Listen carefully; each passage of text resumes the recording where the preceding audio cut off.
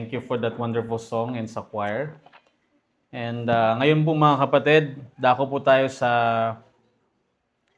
pag-aaral po ng salita po ng Diyos. And please, as what we have talked last time, refrain from talking and refrain from standing so that you will not, hindi nyo po ma-disturb yung inyong mga katabi at yung mga ibang nakikinig po mga kapatid. Amen? So listen, and if you have your notes with you, mas maganda pong mag-take notes po mga kapatid so that whenever na ikaw na yung mag-aaral, at least meron ka ng basis po mga kapatid. So muli, magandang umaga po sa ating lahat and salamat sa Diyos sa umaga pong ito na nandito po tayo mga kapatid. And magpapatuloy po tayo sa pag-aaral po ng salita ng Panginoon sa Philippians chapter number 3, and we're going to end this chapter today, verse 20 and verse number 21. So kung nandyan po kayo mga kapatid, tayo po tayong lahat at sabay-sabay po nating basahin itong dalawang verse po na to. Philippians chapter number 3, verse number 20 and verse number 21, all together, ready, begin. For our conversation is in heaven, from whence also we look for the Savior, the Lord Jesus Christ, who shall change our vile body, that it may be fashioned like unto his glorious body, according to the working whereby he is able even to subdue all things unto himself. Let us pray. Dakilang Diyos na makapangyarihan sa lahat, salamat Panginoon sa umagang ito na pinagkaloob niyo po sa amin. Salamat Panginoon sa time na to na kami po ay makapakinig ng inyong pong salita at dalangin ko po Diyos na ang inyong pong salita ang patuloy na kumilos po sa buhay namin, makita po namin ang katotohanan at meron po kaming matutunan sa umaga pong itong mga Panginoon. Dalangin ko po Diyos sa mga kapatiran na nandito, pagpalain niyo po sila, buksan po namin ang aming puso at isipan sa pakikinig po ng iyong salita at tanggapin po namin Panginoon ang inyong pong salita sa aming pong buhay. Nang sa ganun Panginoon, ito po yung maging guidance sa aming buhay Panginoon. Lord, tulungan niyo po ako at gamitin niyo po ako bilang isang instrumento na maging daluyan ng pagpapala na nanggaling po sa inyong salita. Lord, we ask help in Jesus' name I pray. Amen at amen. Pwede na po tayong maupo mga kapatid. And sa atin pong pagpapatuloy na pag-aaral po ng salita po ng Diyos sa book of Philippians, mga minamahal. And matatapos po tayo ngayon sa chapter 3 po mga kapatid at isang chapter na lang po is matatapos na po tayo sa book of Philippians and makapag-aral po tayo ng iba pong book no sa salita po ng Diyos po mga kapatid. And sa bagay po na yan, I hope na marami po tayong natututunan and most especially is meron talaga tayong natutunan mga kapatid sa atin pong pinag-aaralan kasi kahit anong gawin natin mga kapatid, kung hindi naman tayo natututo, parang wala rin ng silbi sa buhay po natin mga kapatid. So I hope that what we are studying and what we are talking here is nagkakaroon po siya ng effect sa atin pong buhay mga kapatid. Most especially mga kapatid, na marami po tayong pinag-uusapan na about mga bagay sa atin pong paglakad against sa will ng Panginoon at sa doktrina mga kapatid. The last time that we talked that they are weeping, but they are the enemies of the cross. So yan po yung pinag-aralan po natin last time po mga kapatid. Now, let us be reminded, paalalahanan po natin ang ating mga sarili po mga kapatid sa mga taong pong ganito, na kung saan po mga kapatid is they are the enemies of the cross. Ang kanila pong Diyos is yung kanila pong belly, meaning they mind earthly things po mga kapatid. Amen. So, be aware of that, na hindi po tayo mahulog sa ganyan pong bagay mga kapatid. Kasi mahirap po na mahulog tayo sa mga ganung bagay na kung saan, kunyari mga kapatid na tayo ay may paiyak-iyak pa, may paglingkod-lingkod pa, pero ang totoo pala mga kapatid is that we only mind earthly things. Now mga kapatid, ngayong pong umaga pong ito, pag-uusapan po natin tong verse number 20 hanggang verse number 21. And this is a good lesson po mga kapatid as we end this chapter. Na mga kapatid, we end last Sunday talking about, pleasures and minding earthly things, mga kapatid, who are false teachers na nakafocus po sa mga earthly things. Hindi mawawala yan mga kapatid, meron po talaga yan kasi nga mga kapatid, Hindi po lahat na nagtuturo tama. At hindi po lahat ng naririnig nyo po mga kapatid is tama, and some of that is parang mga panggulo para guluhin yung utak natin because Satan is always there to distract you po mga kapatid. Now mga kapatid, tayo naman po mga believers, kailangan po nating is magkaroon ng different or pagkakaiba na pagkakita or perspective po mga kapatid sa atin pong buhay as what Paul mentioned in verse number 20. Na ang sinabi niya dyan, who shall change our vile body, that it may be, for our conversation is in heaven, from whence also we look for our Savior, the Lord Jesus Christ. So mga kapatid, we can learn things from here. Marami ka pong matututunan sa bagay po na yan mga kapatid, in regards of what Paul says about conversation in heaven. Now mga kapatid, it is our Savior na nakita po natin dyan. If our Savior is there sa heaven, ang atin pong affection should be there as well. Ganon din po mga kapatid, dyan po tayo nakatira sa heaven po na yung mga kapatid, and should be that our treasures should be there also. Amen? Kasi nga, doon tayo nakatira, doon yung ating tagapagligtas, and we believe to Him, kung ano po yung ginawa niya doon sa krus ng Kalbaryo po mga kapatid. And so, marami din po tayong mga mahal sa buhay na nandoon na din mga kapatid. Now, in contrast po mga kapatid, sa bagay po na yan, that yung ito pong mga belly worshiper po mga kapatid, iba po yung kanila. Their treasure is in here. Kasi nga mga kapatid, who mind earthly things. So yung treasure nila, yung heart nila mga kapatid, yung kanilang home is nandito po mga kapatid. Na to the point na wag po kayong education are more important than ministry. Religion and science, yan po yung kanilang focus, yan po yung kanilang savior po mga kapatid. Amen? So mga kapatid, kung paano sila makipag-usap, kung paano sila mag-converse about earthly things, yung glory po nasa kanila palagi. Kaya mga kapatid, meron po ako narinig na isang pastor that he had a good building, he had a good congregation, and he is living good sa kanya pong buhay. And then, one time, he said that, sabi niya mga kapatid, sa lahat daw ng bagay na meron siya, sabi niya, do you think it is God? So, hindi na raw Diyos po mga kapatid yung may gawa daw nun. It's about His leadership daw mga kapatid.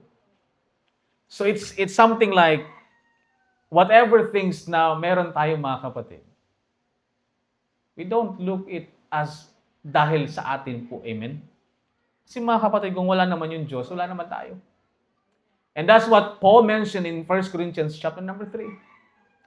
Apollos watered, Apollos planted, Paul watered, but God gave the increase. So mga kapatid, we mind earthly things and glory na sa atin na. Instead that we always give back the glory to God, ang nangyari po mga kapatid, nakuha na yung glory. Nasa tao na yung glory. Gusto mo, ikaw na yung i-glory ng tao. Gusto mo, makita ka na ikaw yung gumagawa ng bagay na ito mga kapatid. And that is the belly worshiper. That is the one who mind earthly things. Amen? Let us open our Bible in Matthew chapter number 6 para makita natin mga kapatid. Dito sa sinabi ni Matthew, sa Matthew chapter 6, verse number 19 hanggang verse number 21. The Bible says here, mga kapatid, lay not up for yourselves treasures upon earth. Why? Where moth and rust doth corrupt, and where thieves break through and steals. Amen? Nakwento sa akin kahapon ni Sister Cindy na meron daw bahay dyan kahapon. May bahay daw dyan na nasayang. Bakit mga kapatid? Yung tatay, yung nanay, namatay. So sabi ko, hindi sa anak na napunta. Pati yung anak, namatay din. So mga kapatid, yung bahay na doon parang wala na tayong nag-aasikaso. Walang gumagamit mga kapatid. Now, if we think mga kapatid yung bagay na ganyan, no, imagine mo na tayo naghihirap, parang hahanap tayo kung saan tayo tatayo ng bahay, magkakaroon ng bahay. Ito naman may bahay mga kapatid, pero walang nakatira. And we know mga kapatid, if yung, don't get me wrong mga kapatid, if we always mind earthly things, That these earthly things were moth and rust and corrupt, and even thieves break through and steals. Amen? Verse number 20, mga kapatid, but sabi ng Bible, but lay up yourselves treasures in heaven where neither moth nor rust that corrupt, and where thieves do not break through nor steals. For where your treasure is, verse number 21, there will your heart be also. Amen? Mga kapatid, hindi po ibig sabihin na parang dapat yung affection natin sa langit. Huwag ka nang gumawa ng anything dito para sa sarili mo, mga kapatid. Of course, we have to have our home, our church, and everything po, mga kapatid. But our heart should be in there. Amen? Dapat mas matimbang po, mga kapatid, yung atin pong paglay ng treasure sa heaven. Amen? So, mga kapatid, because we are bound to heaven. Kaya, mga kapatid, let us help, tulungan po natin yung ating mga sarili na matutunan at maintindihan po natin, mga kapatid, so that yung salita po ng Diyos, so that yung perspective natin sa ating buhay po, mga kapatid, is mag-align po dun sa salita ng Diyos at mabago po siya sa pamamagitan or sa salita po ng Diyos at sa kalooban ng Diyos. Amen? Hindi yung parang, ganito kasi makikita mo, mga kapatid, kapag yung bukang bibig ng isang tao, puros na lang ganito, puros na lang dito, mga kapatid. It's something that you have to think about it. Amen? Mga kapatid, I have been with some fellowship of pastors po, mga kapatid. Mas nagugustuhan ko kapag ang pinag-uusapan ng fellowship is more about doctrinal matter. Kesa yung, Brad, may kotse ka na, Brad? Brad, kumusta yung church nyo doon? Naglaki na ba? Brad, magkano offering nyo doon sa church nyo? Maraming ito, puros ganun, mga kapatid. For me, personally, it's not edifying. At kapag yung church ng isang pastor medyo maliit at medyo walang offering, believe you me, mga kapatid, nakakapangliit yan. Maririnig mo iba, sa 1 year, ganito yung million yung offering, ganito, ganyan, mga kapatid. Nakakapangliit yan, mga kapatid. And it's not edifying. But one thing is when I go to a Bible believers mga group po, mga kapatid, where we talk about more doctrinal things so that we may understood what is the right thing in the Bible, we can teach it to the people po, mga kapatid, and at kapag nangyari po yung, mga kapatid, even the perspective ng buhay natin, yung pagtingin natin, mga kapatid, mababago. Because you are learning from the Word of God. You are learning how to put your treasures where? Amen? Kasi, mga kapatid, whether we like it or not, time will come that haharap tayo sa Panginoon in the judgment seat of Christ. He's going to judge yung atin pong ginawa, whether it be good or bad. Kaya, mga kapatid, as a believer, na maintindihan natin yung kalooban ng Diyos po, mga kapatid, we have to be responsible as a heaven-bound Christian. Amen? Kaya, mga kapatid, huwag mo natin kalilimutan that our ultimate destiny is in heaven. Amen? That's already settled po, mga kapatid, because of the finished work of the Lord Jesus Christ. Nakasettled na po kung saan tayo pupunta at hindi po dito sa mundo na to, mga kapatid. Amen? This is not our home. I think, kinantatan nila si Sigi at sa kanyang kaanak. This is not our home. This world is not our home. We're just passing through. Amen? Hindi natin alam kung kailan tayo magpapass away. But that time will come. And our ultimate destiny is in heaven because Jesus Christ died for sins, was buried, and rose again. Amen? Kaya, mga kapatid, yung atin pong dapat, yung treasures, or ating pong affection is nandoon po dapat sa langit po, mga kapatid. With the Lord in heaven. Even, mga kapatid, si Jesus Christ, ang ating Panginoong Jesus, sinabi niya po sa kanyang salita na this is not my kingdom. This world is not my kingdom. Sabi niya dito, mga kapatid, sa John, chapter number 18, verse number 36. Yan, buksan natin yung, mga kapatid, basahin natin yan. That even ang Panginoong Jesus po, mga kapatid, na sinabi niya na hindi ito ang aking kingdom po, mga minamahal. Jesus answered, my kingdom is not of this world. Amen? Pero yung mga tao, mga kapatid, dito sila bumubuo ng kingdom. Then would my servant, sabi niya dito, mga kapatid, if my kingdom were of this world, then would my servants fight. That I should not be delivered to the Jews, but now is my kingdom not from hence. Even mga kapatid, that in the future, ang Panginoon, He is going to destroy this world by fire. Amen? Alam niyo po ba yan mga kapatid? Nakikita niyo po ba yung ditong bagay ito? He will destroy this world with fire. At gagawa siya mga kapatid ng new earth, new Jerusalem, and new heaven. Amen? Mga kapatid, makikita mo na sinabi din yan ng Panginoon. In John chapter number 8, verse number 32, ang sabi niya dyan mga kapatid, and ye shall know, dito, mali yung binabasa ko.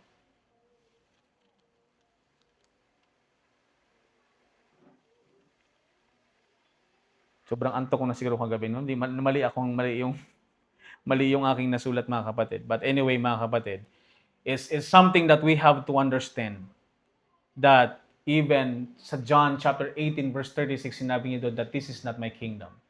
This kingdom, this world kailangan niya po itong i-destroy.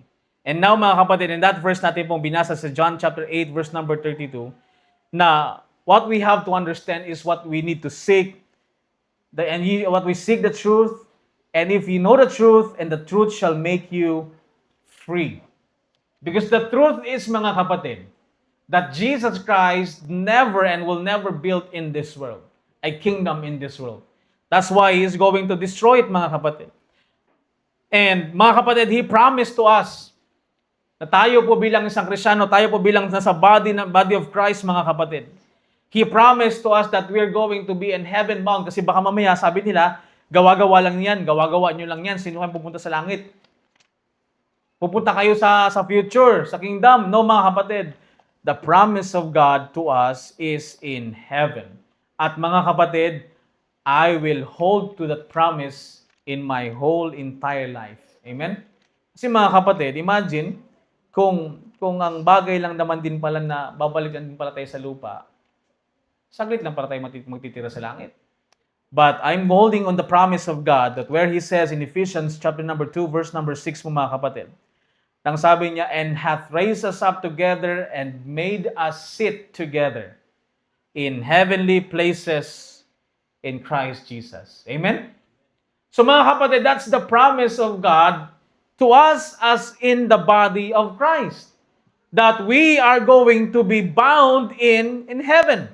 Kaya mga kapatid, instead of minding temporary things, instead of minding things dito po sa mundo mga kapatid, tayo po bilang isang mananampalataya, bilang pong isang believers po mga kapatid, we have to always look on that blessed hope. Amen? The blessed hope is that we are going to be caught up in the air with the Lord Jesus Christ. Kaya mga kapatid, we should get away from ourselves into greediness, into sinful things. At yung mga bagay po mga kapatid na binibigay po ng mundo, because the end of that is a belly worshiper distraction. Yan po yung end ng mga belly worshiper po mga kapatid, where they will be conformed to the image of their father. Ang nakakatakot kasi yung mga kapatid, yung mga hindi po talaga ligtas.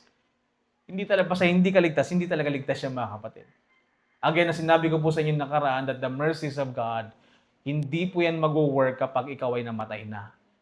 Nag-work po yung mercy of God doon po sa finished work ng Panginoong Jesus. Amen? He gives us mercy there. He gives you grace there, mga kapatid. And what men should do is to believe on that finished work of the Lord Jesus Christ so that they are going to be bound in heaven and be a member of the body of Christ. Remember mga kapatid, ang sabi sa John chapter 8 verse number 44, ye are your fathers the devil. So mga kapatid, this belly worshiper, these people who are not saved, this is their father. At mga kapatid, in Revelation, sinabi dyan that death and hell were cast into the lake of fire. Yan po yung destination po mga kapatid. And some people don't believe about destinations about heaven and lake of fire. Heaven and hell. Totoo po yan mga kapatid. Although we can see that Paul is not trying to say about yung mga hindi niya masyadong binigyan ng pansin yung hell po mga kapatid. But hindi po nagbago yung hell. The hell is still there po mga kapatid. Amen? So mga kapatid, so tayo po, we're not the children of the devil po mga kapatid. We are the children of light and the light in the Lord. So mga kapatid, tayo po bilang isang Kristiyano as our conversation is in heaven, let us walk as the children of light. Let us mind heavenly things which is temporal, which is not temporal but eternal. Amen. Yun po dapat mga kapatid, yung pinaka-mindset natin sa ating pong buhay.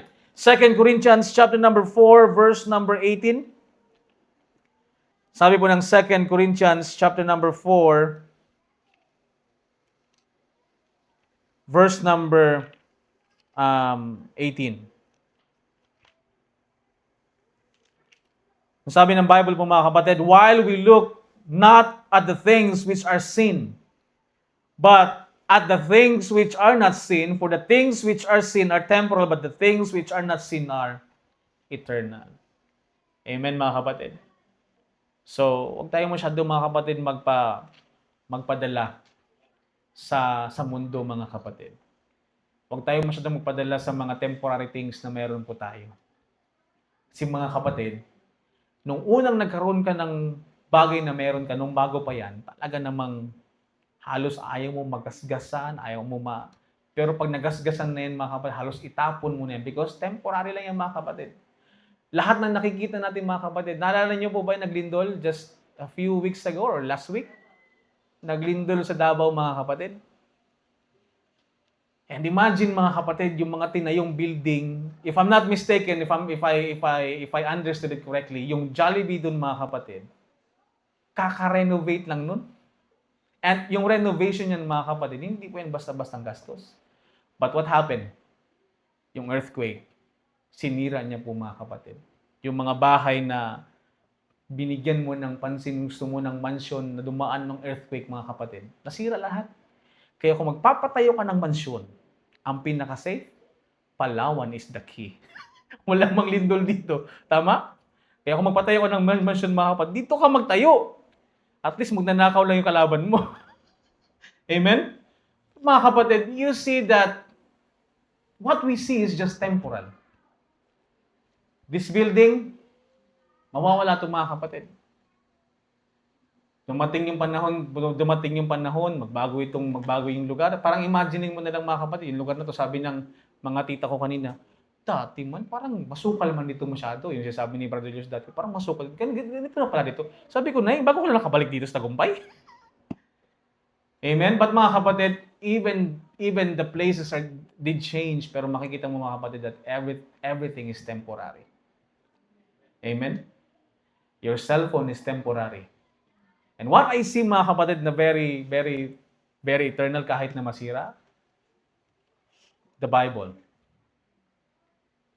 Mga kapatid, masira na yung Bible mo ito, basta hindi ito masunog, hindi ito masisira. And that is why, mga kapatid, that I put in my heart na kung kaya kong gumastos ng malaki, I would like to have a Bible like this. Kasi mga kapatid, masira. Maniwala ka sa akin, mga kapatid, masira na yung cellphone mo ito, hindi pa ito sira.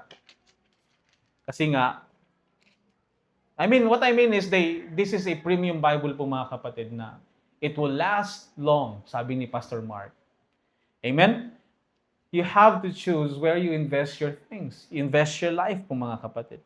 2 Corinthians chapter number 5, verse number 1, for we know that if our earthly house of this tabernacle were dissolved, we have building of God, and house not made with hands, eternal in heavens. Mga kapatid, someday, this body that we have, this is the home, this is the house, madidissolve to, mga kapatid.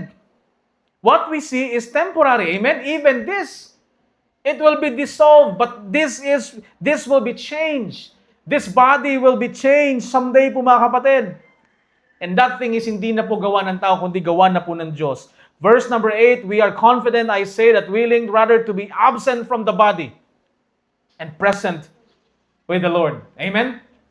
Pag dumating yung panahon na yan, mga kapatid, makakasabi ka na lang, salamat, Lord. Sa lahat ng problema ko, natapos na, tandyan na po ako sa inyo. Amen? Kaya mga kapatid, the death of His saints, precious in His sight, is yung death po ng saints po, mga kapatid. Another verse po, mga kapatid, in Ephesians chapter number 2, verse number 19.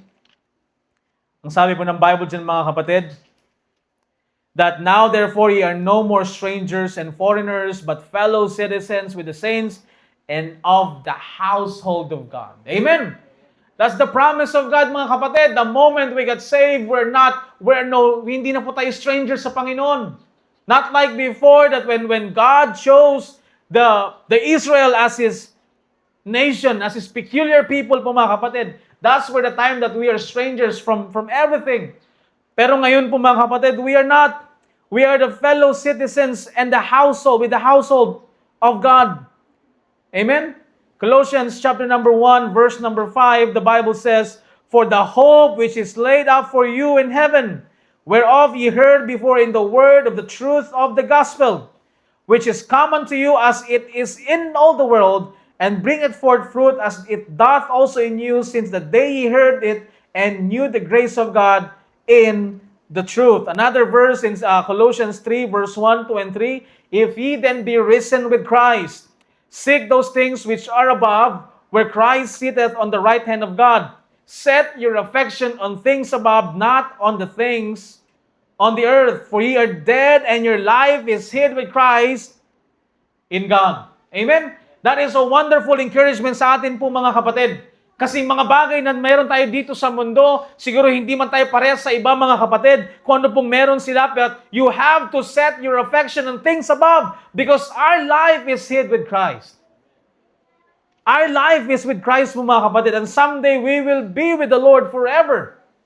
Amen? Huwag po tayong maiinggit sa mga taong nandyan na meron silang lahat pero hindi naman sila ligtas. At kapag binabahagian niyo po ng salita ng Diyos at ayaw nilang makinig, hayaan niyo sila, mga kapatid. Kung ayaw nilang tanggapin. Huwag ka pong maiinggit sa anumang meron sila, mga kapatid, kasi, mga kapatid, everything will be corrupted. Everything will be destroyed. But tayo po, mga kapatid, pupunta po tayo dun sa langit and we will be with the Lord forever. And that is the very encouragement of every one of us. Amen? Matuto tayong ma-encourage na yung mga kapatid sa salita po ng Diyos. Because our conversation is in heaven. Amen?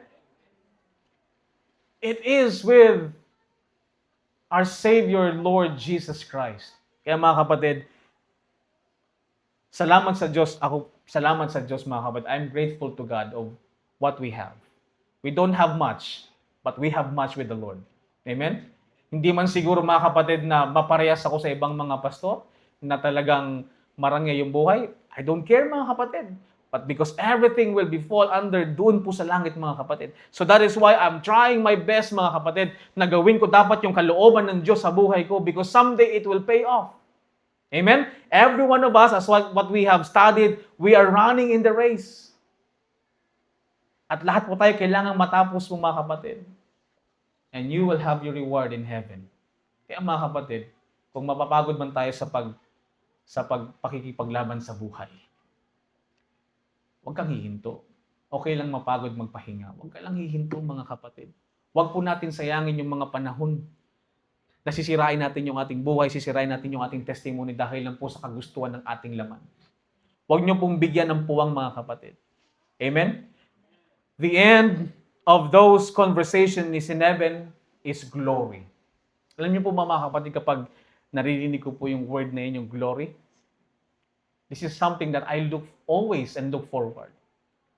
Imagine mo, someday, our body will be, magbibigay ng signal yung body natin na hindi mo na kaya. Someday, magbibigay ng signal yung body mo na may sakit ka na. Kasi nga, this is vile, this is corrupt, mga kapatid. And hindi mo pwedeng sabihin na hindi yan mangyayari sa inyo. Let's pray for Tatay Rod kasi meron siyang prostate enlargement. But someday, mga kapatid, when we are in heaven, there's no more like that. Because this body will be changed into glory. Amen? Si Nanay Ana, mga kapatid, sa ngayon, nahihirapan siya maglakad. Someday, it will be changed into glory, mga kapatid. Because we are bound in heaven. At mga kapatid, if we are bound in heaven, let our light be a light in this world. Amen? Kumbaga, naging ilaw ka na, ginawa ka ng ilaw ng Diyos, panindigan mo na, mga kapatid. So, believers are to live holy lives while waiting for that blessed hope. Amen? Kung mahirapan ka mga kapatid, lagi ka lang bumalik sa iyong salita. Blessed hope and the glorious appearing of our Lord Jesus Christ. At yan po yung sinabi mga kapatid sa Bible sa verse number 19 ng ating pong binabasa. Amen? Sa Philippians chapter number 3. Na even mga kapatid na tayo po ay humaharap po tayo sa mga hardship sa ating buhay, sa mga trials sa ating buhay mo mga kapatid. Sa buhay po natin to. We are blessed because alam mo kung saan ka pupunta. Amen? Nagkasakit ka, mga kapatid, huwag mo masyadong i-stress yung sarili mo sa bagay na yan. Basta ligtas ka mga kapatid, you will be a glorious body in the future. And hindi mo naman yan kapatid maiiwasan eh. Amen? Sino ba ditong hindi nagkakasakit? Bigyan niyo naman kami ng reseta. Kung paano yan mga kapatid. Amen? Kaya mga kapatid, the thing is, the most important and the key is to understand what the Bible tells us. So that when this hardship, trials in this life come, at kahit mag-isa ka na lang, mga kapatid, hindi ka malulungkot. Although, yung totoo niya, nakakalungkot yan siya mga kapatid kasi mag-isa ka na lang, pero hindi ka malulungkot kasi nga, you have the encouragement from God, from His Word. Amen? That's our encouragement mga kapatid. That's the only thing na meron po tayo na may pagmamalaki natin mga kapatid sa iba. Sa unbeliever na wala. Amen? Minsan, nakukompare yung buhay natin. Bakit ako naglilingkod ako sa Diyos? Bakit yung hindi naglilingkod sa Diyos parang mas mayaman pa? Ano mo lang mga kapatid? Kasi nakafocus sila sa material. Amen? Ikaw hindi eh. Nakafocus ka din kasi sa ministry, nakafocus ka rin kasi sa Panginoon. And you always consider what the will of God in your life. Amen? Eh, hindi naman nangako yung Panginoon na kapag naglingkod ka, pagyayamanin ka eh. Yang sabi nga ng Bible, charge them who are rich in this world. Pero yung iba, Brad, pag naglingkod ka sa Diyos, yayaman ka. Paano kung hindi? We are blessed with the spiritual blessings from God. Amen? Kaya mga kapatid, we hold on to His promise. We hold on to the promise of God para po sa atin, to every believers in this present dispensation po mga kapatid. So habang tayo po ay nandito mga kapatid, sa lugar na to kung na hindi po natin bahay, na hindi po sa atin, let us share the gospel and good news with others so that they can also spend eternity with the Lord. Amen? Let us not be ashamed of that. That's what we have mentioned in Romans chapter 1, verse 16 mga kapatid kanina. Pinag-usapan natin yan. Let us not be ashamed of the gospel of Christ. Not even let us not be ashamed of the testimony of our Lord. And even Paul, while we are waiting, mga kapatid, and facing challenges, let us be partakers of the affliction of the gospel. Ang katotohanan, mga kapatid, when you preach the gospel, you will be partakers of the affliction. Bakit? Halimbawa, si Brother Julio, sabi niya, nakita niya yung matagal niyang hindi nakita. Huwag mo akong pangangaralan, ha? Imagine mo kung pangangaralan kasi magbubukas ng bilog. And hindi lang po ganyan mga kapatid, marami ka pang kapag ikaw ay patuloy na nagsasalita at nagbabahagi, marami kang may experience mga kapatid. But what things that you can do is be partakers of the afflictions of the gospel. Amen? 2 Timothy chapter number 1, verse number 8. That's what the Bible says to us po mga kapatid. Be partakers of the afflictions of the gospel. Si mga kapatid, pag hindi mo yan sinanayin sa sarili mong ganyan mga kapatid, you cannot do it. Amen? Now, this chapter ends the passage of positive way po mga kapatid. As what we are studying, as the saved believers can look forward to a time where every pain and problem sa atin pong earthly body will be exchanged from corruptible to incorruptible po mga kapatid. And we will be the Lord forever. Now, sabi ng verse number 21 po mga kapatid, that Jesus Christ, who shall change our vile body, that it may be fashioned like unto His glorious body, according to the working whereby He is able even to subdue all things unto Himself. Now, makita natin dito mga kapatid as what our Savior Jesus Christ is going to do to every believers.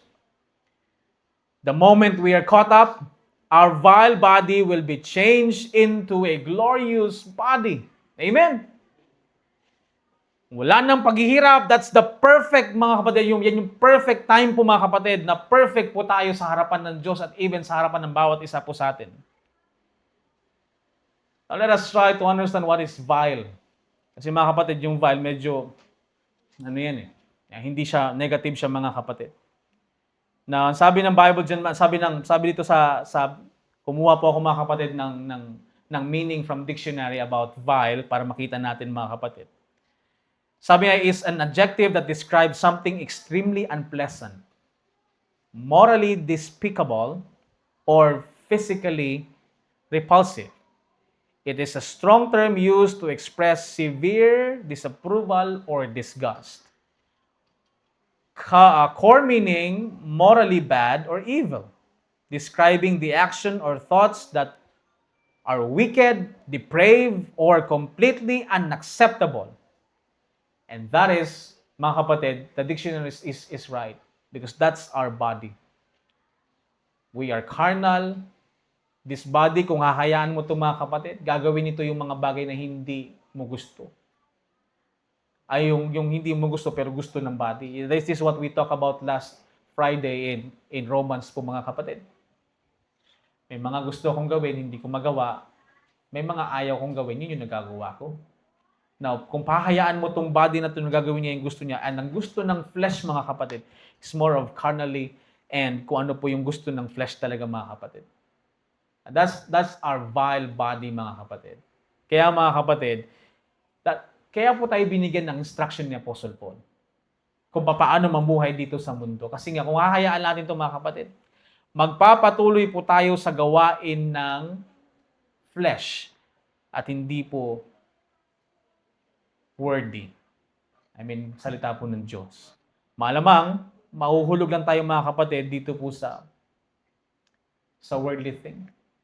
At yan po yung nakakalungkot sa bawat isa po sa atin, mga kapatid. Kapag nahulog tayo sa mga bagay po na ganyan. At yan, yung vile body na yan, mga kapatid, hindi mo pwedeng i-deny yan kasi that is existing right now in you, in me, and every one of us. Amen? Kaya minsan magtataka ka, ba't ka nagkasala? Huwag ka na magtaka, mga kapatid. It is because that the body, the vile body was working. At hinayaan po natin na yung mundo ang kumilos po sa atin, mga kapatid. Pero mga kapatid, we have to understand that this vile body, someday, mawawala ito. The worm will eat this one. It will decay, masisira, it corrupts, it rotten, it will be apart from your bones, di ba? Kaya pag binuksan mo yung nicho, buto na lang maiiwan. Pati yung buhok mo. O kaya pag mga babae, pag bago ka matay, mag-ano ka na kagad, magkilay. Hapilig mata pa lang. Parating doon, malay mo, nakabuo pa din. Mga kapatid, but everything, kahit gaano ka kaganda, everything will be out and everything will be decayed. But salamat sa Diyos mo, mga kapatid, because Christ gave us a glorious body. And that glorious body, mga kapatid, it fashioned like unto Christ's glorious body. Amen? It's not you. It's not about who you are. It's still about as the image of God, image of Christ Jesus po, mga kapatid. Salamat sa Diyos sa bagay po na yan. And this body will be eternal. This body is perfect. This body is sinless. This body is incorruptible, and this body is holy. And I'm looking forward to that, mga kapatid. If I can live 100% holy in my life today, someday it will become like that. Amen? Mangyayari at mangyayari yan, mga kapatid, if you just know kung paano po tayo naligtas. And I am always looking forward to God. That, Lord, salamat because you're going to change my vile body. Na itong body na ito na marunong magalit, marunong ganito, marunong gumawa ng ganyan, masama. Lord, someday thank you that you're going to change that. Amen? And that is my encouragement every day in my life. Pero wag naman sana mga kapatid na dahil pagpakasala na lang ako. Wag naman mga kapatid, please. God forbid. Amen? We still have to live holy, even though na mahirap mga kapatid. We still have to live righteously in this present world because the grace of God teach us to deny those things. Mga kapatid, naniniwala ko sa sinabi ng salita ng Diyos. Because what He says, He means it. Sino pangahawakan kong mga kapatid? Yung sinasabi ng tao? Eh, ang daming manlulokong tao mga kapatid. Yung sabi nila, ay, gawa lang, yung Bible mo, gawa lang din ng tao yan. But I believe the Word of God. Alangan namang manok yung gumawa nito. Di puro stick tilaok yung mensahe natin dito mga kapatid. Alangan namang baboy. E di parating si Blake, ganun. Imbis na oink-oink, ganun sa kanya. Eh, mga kapatid, it is nonsense. Gawa lang yun ng tao mga kapatid. God promised that He is going to preserve His word. He is going to preserve it. No matter how. But what I believe, He just preserved His word, and I believe that His word, if this word is preserved, it should be perfect, it should be inerrant, it should be inspired. It should be, because this is the word of God. Amen? At dyan po tayo nagtitiwala po mga kapatid. At kapag ang isang tao hindi naniwala sa bagay na yan mga kapatid, they will realize it the moment they die. Ang pangit ng realization mga kapatid kasi huli na. Laging sasabi, nasa huli ang pagsisisi. At ang pagsisisi mo na yung mga kapatid, wala nang pagkakataon. There's no mercy like what happened to Jonah. There's no mercy like what happened to anyone. Amen? But, mga kapatid, gagawin po ng Diyos ang lahat ng gagawin niya mga kapatid para po sa atin. At what He says in the last sentence mga kapatid, according to the working whereby He is able even to subdue all things unto Himself. Amen? That's a wonderful encouragement mga kapatid. Na kung nangihina tayo sa Panginoon sa ating buhay, this is a good encouragement for every one of us. Magpatuloy lang tayo mga kapatid. Kahit walang naniniwala sa'yo, magpatuloy ka lang. Amen? Yung iba nga dyan, tuloy ng tuloy. Kahit wala naman ang bagay naman ng meron sila, mawawala naman din. Bagay na pwede namang masira, sa'yo mga kapatid, hindi ang masisira. Bakit mo pa hahayaan na masira mga kapatid dahil lang sa ginawa mong kasalanan? This is the time mga kapatid that we're not going to struggle in every challenges that we have. Because we are going to look forward sa ginawa ng Panginoon. At yan palagi yung ating comfort. If we love the appearing of the Lord Jesus Christ. Amen? That's the only thing, mga kapatid. Nasabi ni Apostle Paul, and the crown of righteousness, hindi lang para sa kanya, kundi para sa lahat na nagmamahal sa pagpapakita ng Panginoong Jesus. And we're waiting for that. Alam niyo po mga kapatid, si JM, di ba, nag-preach niyo dito mga kapatid? One time, because meron siyang kasi mga kapatid, meron siyang sakit. And then one time mga kapatid, you can see him singing, ano bang kanta na? Christ Returneth. And you can see him na he's having struggle mga kapatid sa kanya pong sakit. Kasi yung sakit niya mga kapatid, walang gamot. Hindi siya mapapagaling. Kailangan niya lang, mayroon lang siyang maintenance pero hindi siya mapapagaling. The moment na nag-trigger yan mga kapatid, and you know, I was really blessed by him. He's looking on the sky. And he was singing Christ Returneth. It may be at morn, it may be at midday, it may be at night. Lord, please come. Because alam niya mga kapatid, alam natin that this body, which is imperfect, will be changed into perfect. Amen? This body which is corrupt will be changed into incorruptible. And that is our very encouragement in our life, mga kapatid. Learn it. Take it. learn how these things be a comfort to you. How that thing encouraged you today. Amen? Pero wag naman sana natin gawing mga kapatid na maging ano na naman siya, maging daan na naman na para hindi mo na lang gawin ng kalooban ng Diyos. But I hope and pray mga kapatid sa bawat isa po sa atin that this verse help us. I know mga kapatid, we have struggles in our life. We have hardship and we have different things na hinaharap mga kapatid. But this is the only thing that I can share to you. That this is a good encouragement for every one of us. Amen? I hope mga kapatid that we have learned something from this morning. And I hope that